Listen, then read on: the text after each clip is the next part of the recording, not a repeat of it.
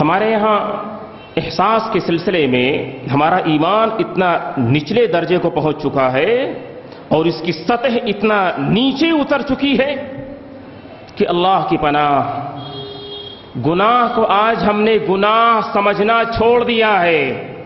کبائر گناہ صغائر کو چھوڑیں، چھوٹے گناہوں کا تذکرہ ہی کیا کرنا، بڑے گناہوں کے بارے میں بھی ہم ڈھیٹ ہو چکے ہیں اور دن رات کا شیوا اور پیشہ بن چکا ہے۔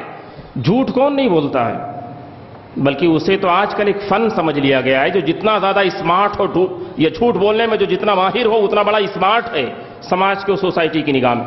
جو جتنے لوگوں کو ٹوپی پہنا لے جائے اور جھوٹ بول کر بیوقوف بنا لے جائے وہ اتنا ہی زیادہ کمانے والا اور سمجھدار اور روپیہ بٹورنے والا سمجھا جاتا ہے۔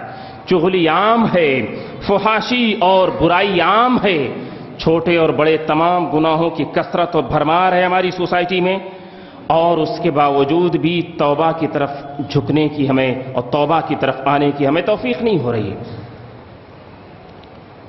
خادم رسول انس بن مالک رضی اللہ عنہ نے صحیح بخاری کی حدیث میں جو بات کہی اپنے زمانے کے لوگوں کو دیکھ کر، خادم رسول نے کہا کہ انکم لتعملون اعمالا هي ادق في اعینکم من الشعر ان كنا لنعدها على عهد النبي صلی اللہ علیہ وسلم من الموبقات۔ اپنے زمانے کے لوگوں کی حالات کو دیکھ کر کے کہتے ہیں کہ آپ لوگ ایسے گناہ کر رہے ہیں اور گناہوں پر ایسے ڈھیٹ ہو چلے ہیں کہ گناہ کرنا آپ لوگوں کی نگاہ میں اتنا سہل اور آسان اور معمولی ہو چکا ہے کہ بال سے بھی زیادہ چھوٹا اور معمولی نظر آنے لگا ہے۔ ہی ادق فی اعینکم من الشعر، بال سے بھی زیادہ باریک اور معمولی اور حقیق نظر آتا ہے آپ کی نگاہ میں گناہ کرنا۔ ایسے ہی گناہ کہ جن کو آپ لوگ کر رہے ہیں ہم لوگ رسول اللہ صلی اللہ علیہ وسلم کے زمانے میں ہلاک کر دینے والے گناہ سمجھتے تھے۔ ہم لوگ انہی گناہوں کو محمد صلی اللہ علیہ وسلم کے زمانے میں ہلاک کر دینے والے گناہ سمجھتے تھے۔ صحابی اپنے زمانے کے لوگوں کے حالات کے بارے میں یہ تبصرہ کر رہے ہیں۔ نبی صلی اللہ علیہ وسلم کے بعد سب سے بہتر زمانہ ہم سب جانتے ہیں صحابہ کا زمانہ ہے۔ خیر القرون قرنی ثم الذین یلونہم ثم الذین یلونہم، مشہور روایت۔ اللہ کے نبی کے زمانے کے بعد سب سے بہترین زمانہ خیر کے اعتبار سے، بھلائی کے اعتبار سے، گناہ اور شر کے کمی کے اعتبار سے اللہ کے نبی کے زمانے کے بعد اصحاب رسول کا زمانہ ہے کہ جن میں صحابہ ہیں اور صحابہ سے علم حاصل کرنے والے تابعین ہیں، کوئی تیسرا نہیں ہے۔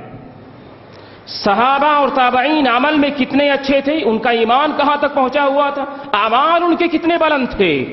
صحابی رسول اپنے زمانے کے صحابہ اور تابعین کے سلسلے میں یہ باتیں دیکھ کر کہہ رہے ہیں، جبکہ آج کے زمانے میں جو گناہ ہم لوگ کرتے ہیں ان گناہوں میں سے زیادہ تر گناہ اس زمانے میں لوگ جانتے بھی نہ تھے، پائے بھی نہیں جاتے تھے، انہیں معلوم بھی نہ تھا، یکا دکا چھوڑ کر۔